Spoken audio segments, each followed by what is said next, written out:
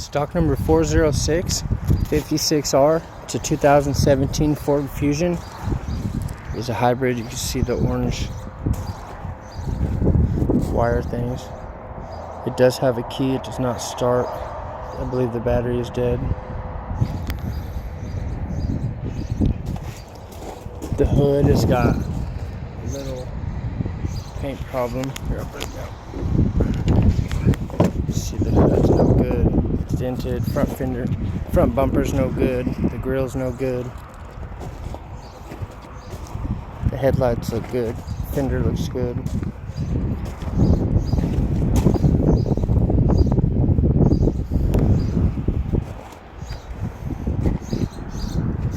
Quarter panel's no good. Tail lights are no good. Rear bumper's no good. Deck lid's no good. This quarter panel's no good. The back door's good. Driver door's good.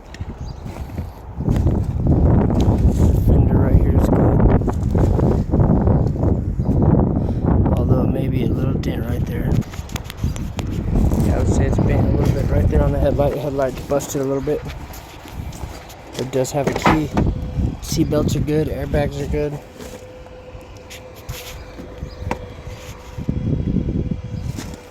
Does not start.